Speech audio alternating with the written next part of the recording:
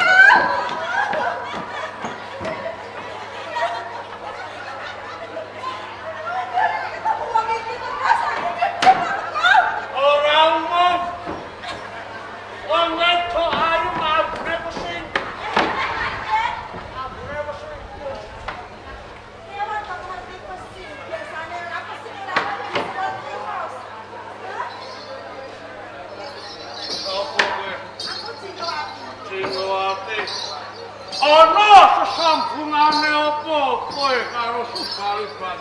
Aku garwani. Bojone. Ya. Bojomu ndi?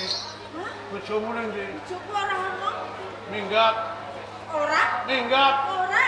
Katut rondo sing ayu. Ora percaya. Bojoku kuwi lempeng galeng ora tau kenggo karo wong wadon iki. Galeng nek galange wong kutha lurus. Ning galange wong gunung ntrilit penggak menggok. Iki wis krenggosan ora sakakan omong. Nah, jane metu kono nek bar taman. Lho kok dilangsung iki durung opo. Sopo kowe? Opo marcoet. Kebo marcuek. Royo apa Mojopahit. Apa karemu kan iki? Kowe kabar Kabar apa?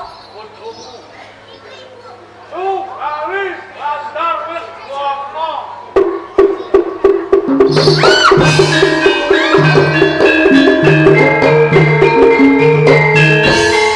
Aku mati.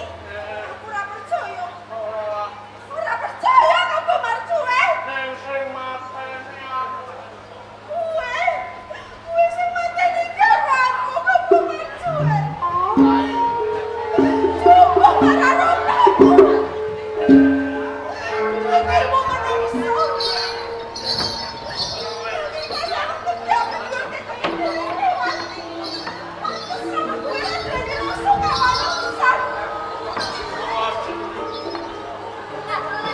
Aku ngerti yen kowe bojone bandar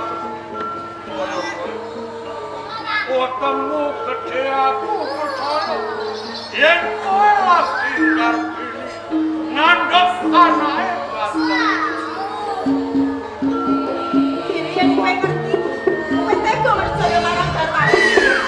Kok marcuek. Sepancen kowe sing dhewe jadi rasa kamanungsan. Patine bojomu ora usah kok kanisi. Apa? Patine bojomu ora usah kok kanisi. Asarku. Yen kowe surang marang kutha sing apa sakon ora rusak dosa.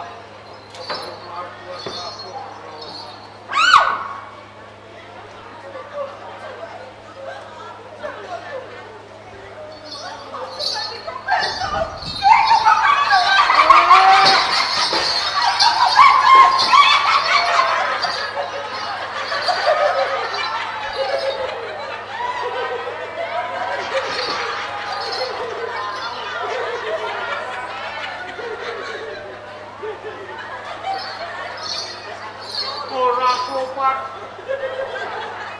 Rumangsaku ndodok jaluk ngapura. Sing digelet jareku jebule katut saisine. Rasane cumplung kenyuk-kenyuk.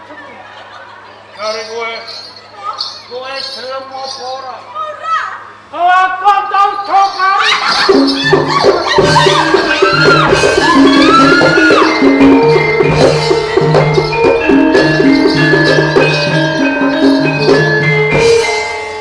Singkowati ora kena taeman. Pengen tak mulyake ning jalan Bayu ora apa-apa. Kowe ninggake ana ing Taman Sari Pamargi Putri. Omplane kapal kalong grati. Marko Bandar Subali wis teko Waripal. Ratu grati kapo marko.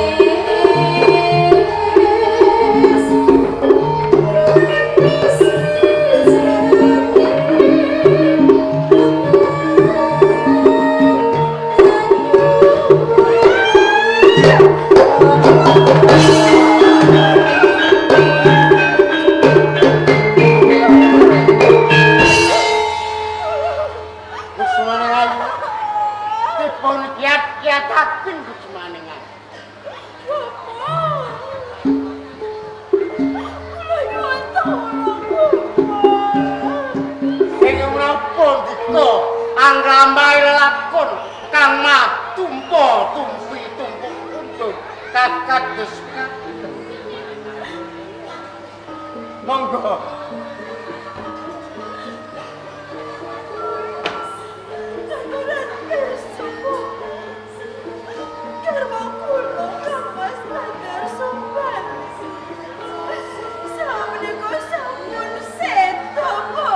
sampun sedo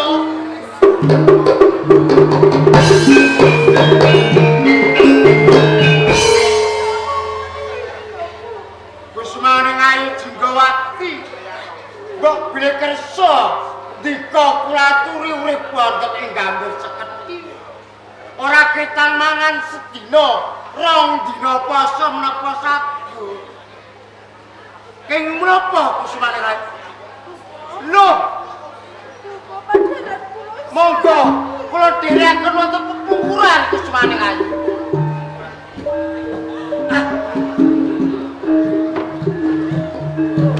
Ingkang atus atus Kusmane Ayu.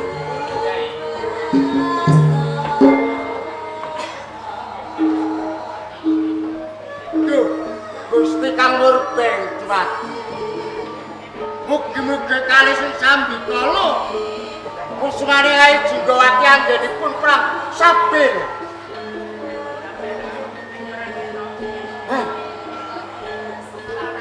Bote kaya ngene dadi wongku. Sinajan to ora eling kala semono. Mukti ngawi bana klewati mbau gendho ora eling marang wong. Nggih.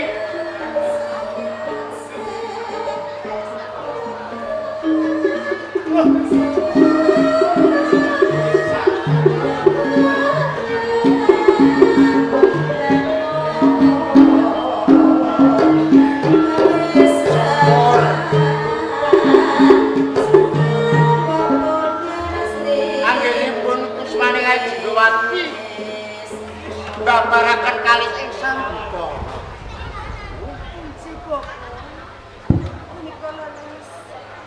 Mijil menapa menika? Ijil kakung. Wijil kakung. Nggih. Jumbuh kalih kahanan kawontenan wonten ing gati menawi dipun keparengaken. Kula jumbahaken marang lelamparipun Kusmane Ayu Jenggawati. Ingkang jabal bayi gadhe kula paring asma jimat Joko Umbaran.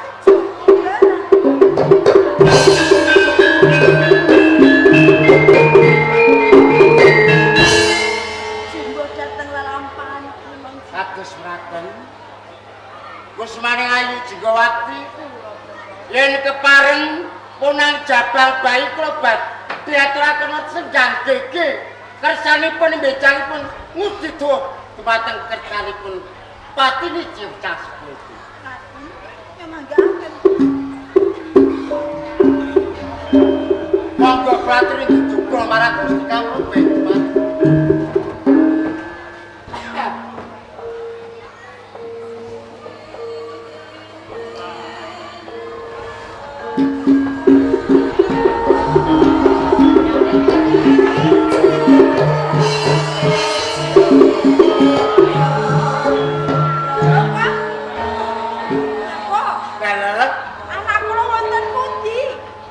Sumane ngayu. Aku tahu wonten mriku lho, Bapak. Kula siram jamas wonten senjang iki. Kersanipun Gusti Kawula Bendman punang jabang nggih dados menika Joko. Joko Umbaran anak kula sing tasih punang jabang kula jenengan Gus Bayu Gege. Kan dadak blegok sak menika. Niki anak kula, Bapak. Nuwun sewu.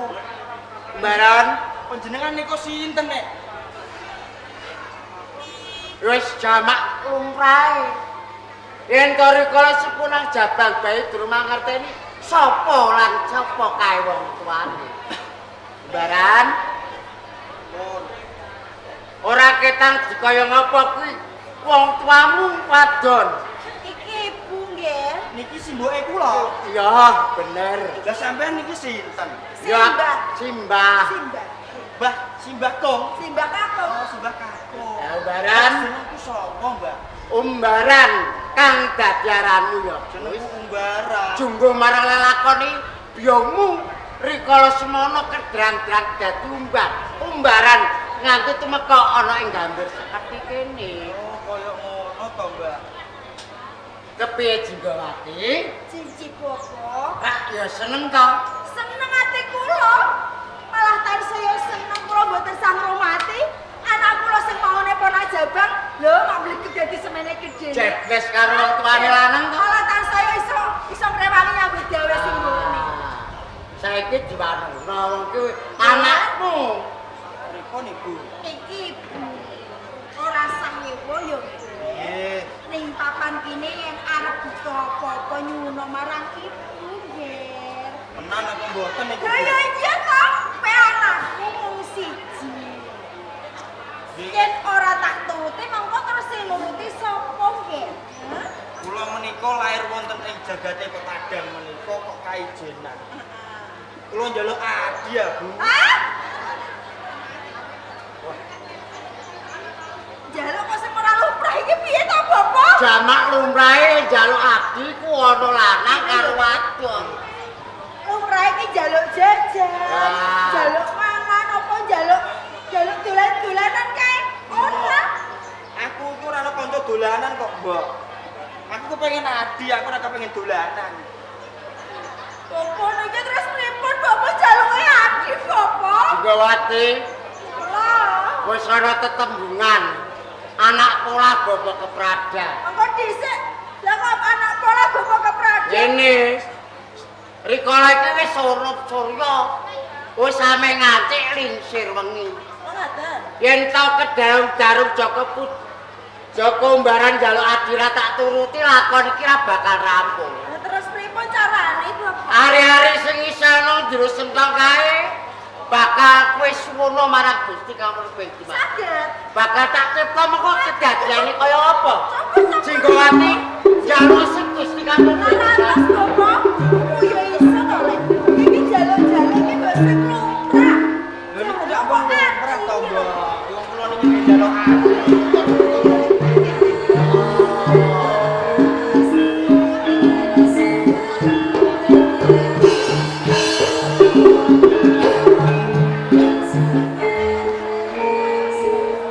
Jalukane sore.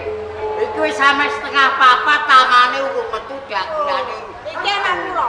Ya. Anak iki ya anakku tenan, iki ya anakku tenan iki. Niki adine kula, Mbak. Iki adimu. Oh, niki adine kula. Dadi adimu. Mengko kene dedul ane dolanan iso duwe kanca. Oh, ngoten, Iki nggih. adimu. Matur suwun nggih, Mbak. Terus niki dikai jeneng sapa? Aku ya lali. Hah? Seneng kok lali. Lah pamrih sing patut masa aku sing jengeno terus. Wong aku sing ra gawe kok. Ngeten nggih, Bapak. Saiki ganti kula sing. Iya no. Ketoke kok ngetes kula. Nggih pun. Sing maune ari-ari panjenengan puja. Mergo saka panyunane Joko Mdhan. Lah, Kadadak anak kula iso kawujudan kaya ngene iki. jebles. Jebles. Kaya satriya sakembaran. Kepiye? Sing siji Joko Umbaran, sing siji tak jenengke Joko Puja. Joko Puja.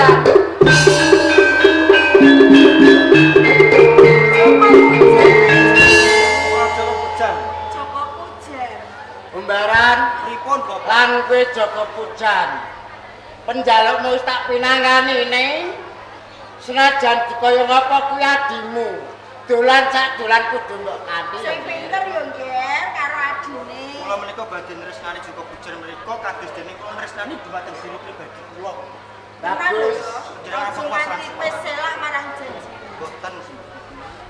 Wis marematimu ora ketang urip ning gambir seketi mangan sedina rong dina poso kuat-kuat kok nang urip ning desa. Ana dodolan. Enak.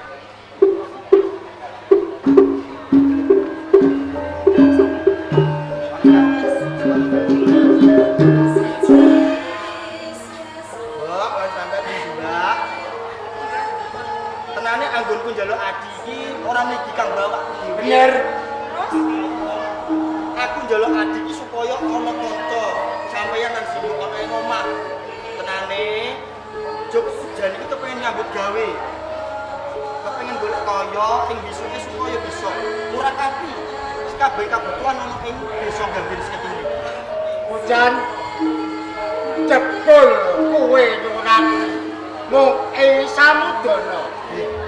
Pamrih kepengin golek ana ing kutha raja yen to umbaran tansah urip ning Gambir Seketi segala tangi nganggo lamun bisa ngundhakake derajatmu munggah ana ing tundakane kawelan.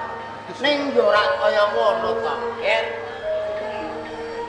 Senajan dikaya apa kaya adimu. Apa ora ndake kesengati lebiymu? Mila kanthi menika kula nyuwun donga lan pangastu panjenengan kemawon. Kula badhe tumuju wonten ing kutha. Heh, Yo ora iso nggih. Melu ninggalke omah.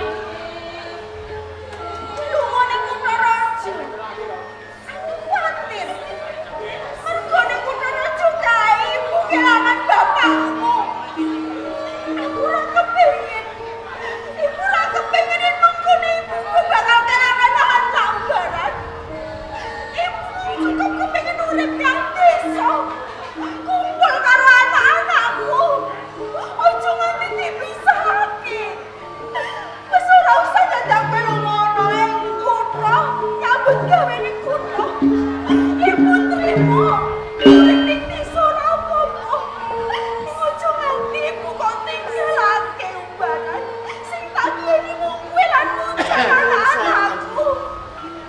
Menika kanthi penggesanganipun ngajeng menika kula menika saged gayuh kamulyanipun Gusti. Sawati. Ora tetembungan yen kodhok sajroning bathok. Yen to umbaran tansah urip ning Gambir Seketi. Geniya dene bakal gayuh ngundhake derajate urip munggah ana ing tundakane kawiryan. Napa panjenengan mboten minggu dhateng lelampahanku? Nalika kula urip wonten ing Kabupaten Grantya ing Kutha Raja, kasunatanipun kula mboten manggahake kabagyan ing malah tansah kula manggahake kasangsaran, Bapak. Mangerti Jinggawati. Yen to menungsa urip ning alam donya kuwi mau lakon. Ning lakon kuwi kabeh kudu tansah dilakoni. Gedhe cilik panjenengan lilahi barang. Aku ora milah. Terus kanjen ajeng kepengin mangkat ning Kutaraja. Tak nilai. Tak nilai kowe mangkat ning Kutaraja. Lagi saderengipun kula menika nilaraken gambir seketi menika kula badhe mitungkas dumateng panjenengan. Ampun ngantos si Adi Pujan menika mangertosi bilih kula menika tindak wonten ing Kutaraja pados pedamelan. Dene apa Pujan ora entuk? Kula ngeman. Awit menapa Pujan menika tasih alit. Dereng panjenipun menawi Pujan menika nderekaken dumateng kula. Kaya ngono. Iya. Iku ngerti. Tak eling-eling apa sing dadi penjaluk. Mila kanthi trika, kula nyuwun tambahin pangestu. Donga panjenengan kangge cala obor lampah kula tumuju wonten ing Kutaraja. Tak tulis. Semat kaki semat Kutaraja ini Kutaraja. Kutaraja ing kepala mereka. Anak saya sudah kalian yakin. Kula nyuwun pamit. Bapak, kula nyuwun pamit. Panyune wong tuwa kaya banyu mili barang. Sawetawis umbar kedah pisah kali panjenengan Kanjeng Ibu.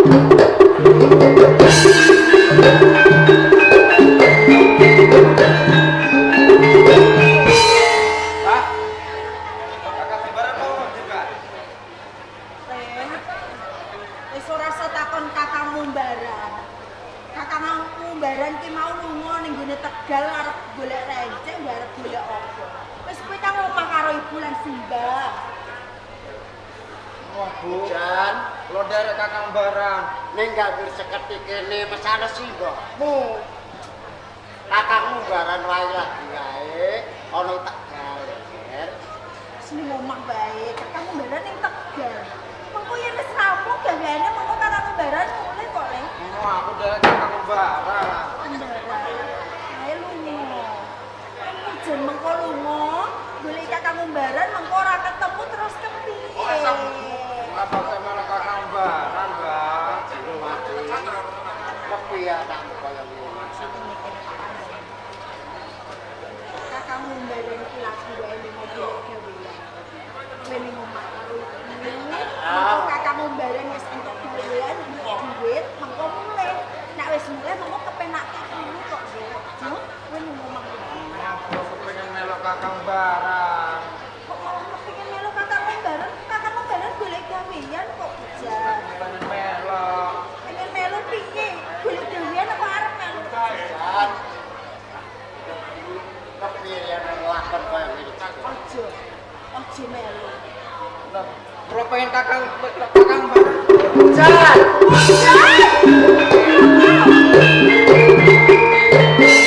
Nek panjenengan boten melu barang boten kelaparan, Bapak.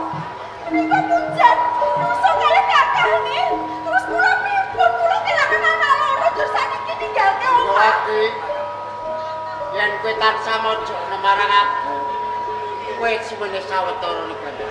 Lajeng Aku bakal memanut kelalakune hujan karjo. panjenengan Wis hati-hati. dadi gowo bali, Bapak.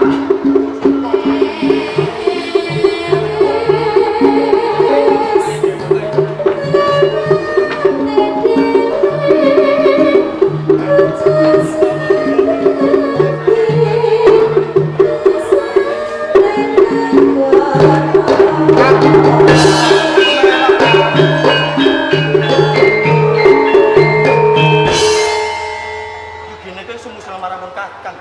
Aku melok kakang barang. Hujan. Kon kakang iki lunga iki ora arep didolanan. Mula kanthi kuwi bali ya hujan. Mo Kang.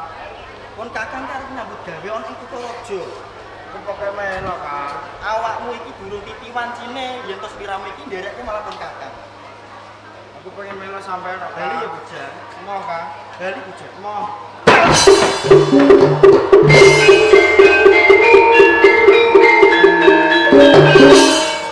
Melok Kang. Nang pun kakang ora kepengin aja ana carane sing koyo ngene. Lan kebanget karo kuwi. Kula kanthi kuwi hujan. Bali Pujan. Bali Pujan. Bali Pujan.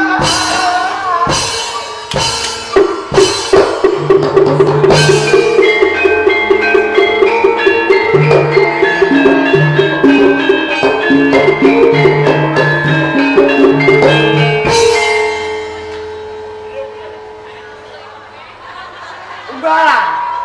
Kalau Pujan mancuk.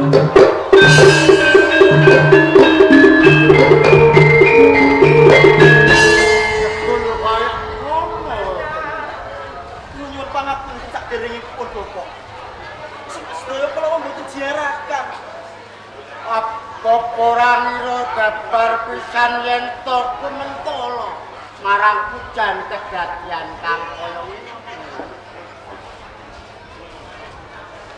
Apa kang dadi penangis sing batinmu ketansah nuruti kareping ati?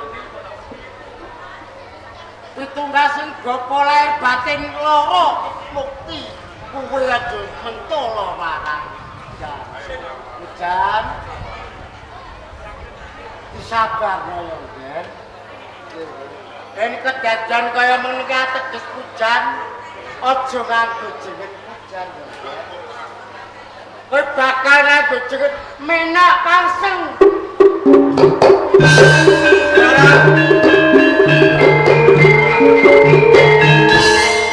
Kowe dari bingketing atine Bon Bopo.